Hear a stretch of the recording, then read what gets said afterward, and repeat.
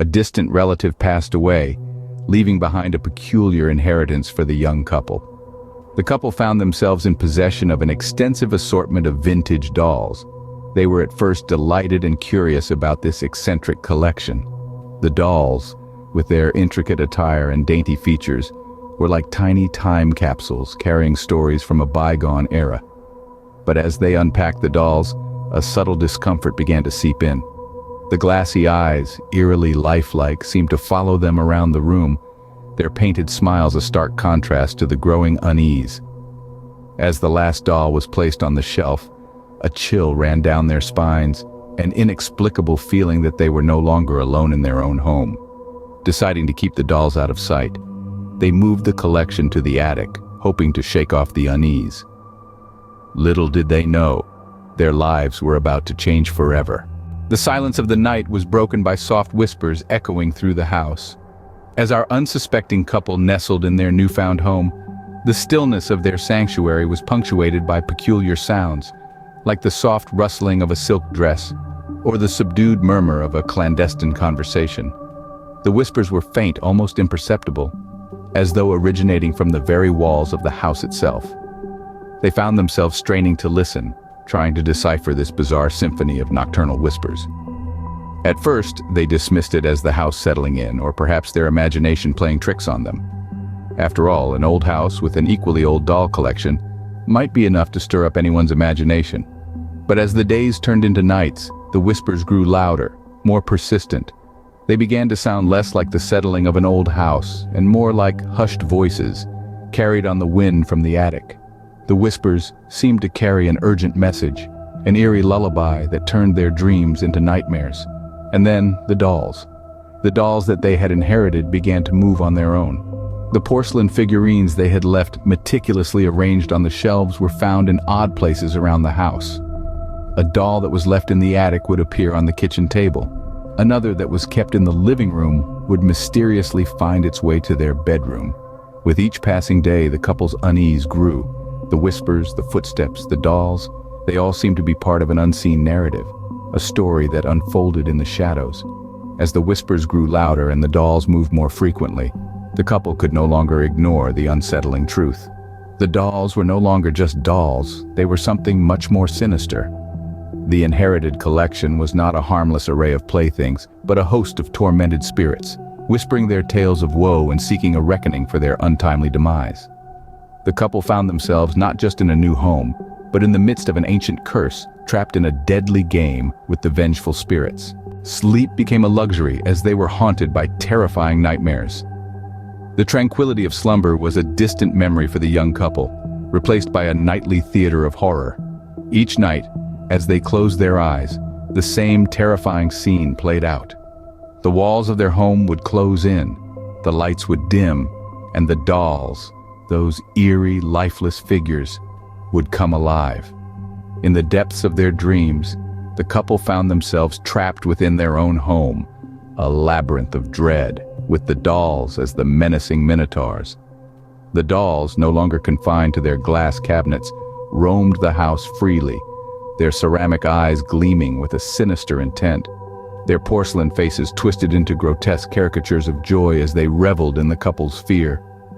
The couple would run, hide, and fight, but the dolls were relentless, appearing in every corner, under every shadow, their tiny hands reaching out to scratch and bruise. The couple would wake up gasping for breath, their bodies marked with inexplicable scratches and bruises, their hearts pounding like a drum in the silent night. The couple started connecting the dots, realizing that these were not just nightmares, but a sinister reality they were living in. The dolls were not ordinary playthings, they were vessels, each holding a tormented spirit within, each seeking revenge on the living. The couple's inheritance was not a collection of dolls, but a curse, a terrifying legacy of vengeful spirits trapped within porcelain figures.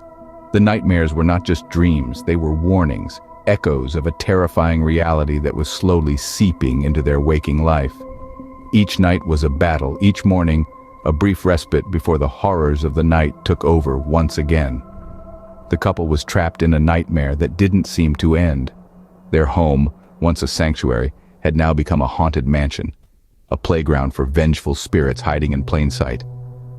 The couple was trapped in a nightmare that didn't seem to end.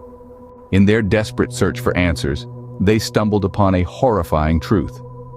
The couple, plagued by strange occurrences and nightmares, discovered an unsettling story interwoven with their inherited doll collection.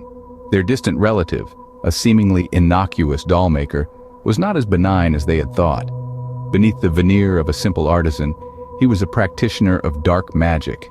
His craft was not merely the creation of dolls, but the entrapment of souls. Each doll in their possession held within it a tormented spirit, their ethereal essence captured and confined by the dollmaker's sinister sorcery. These were not just any spirits. They were souls of those who had met an untimely demise, their lives cut short by tragedy, their last breaths filled with pain and regret. The dollmaker had ensnared these spirits, binding them to the physical world through his dolls. But why, the couple wondered? Why would their relative do such a thing? The answer was as chilling as the whispering winds that echoed through their home. The dollmaker, in his twisted understanding of existence, believed he was giving these spirits a second chance at life. Yet, in reality, he was subjecting them to an eternity of torment, trapped within the confines of porcelain and cloth. Fueled by their anguish, the spirits were now seeking revenge. They were not after their captor, though. The dollmaker was long gone, his life claimed by the very curse he had created. The spirits were after the living, those who dared to possess the dolls. The couple, now understanding the enormity of their situation, realized they had to break this curse. They needed to free these spirits from their doll-shaped prisons and put an end to their suffering.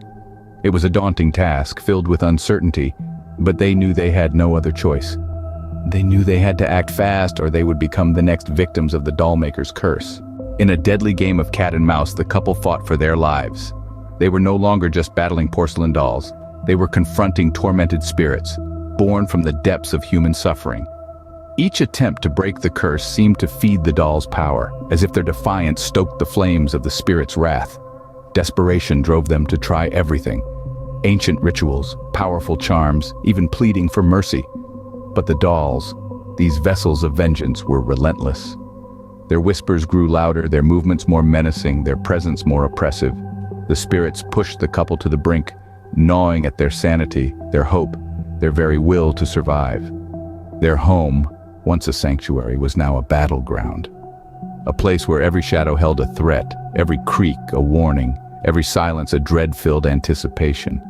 Just as they thought they had found a way to break the curse, the dolls disappeared, leaving the couple in dread of what's to come.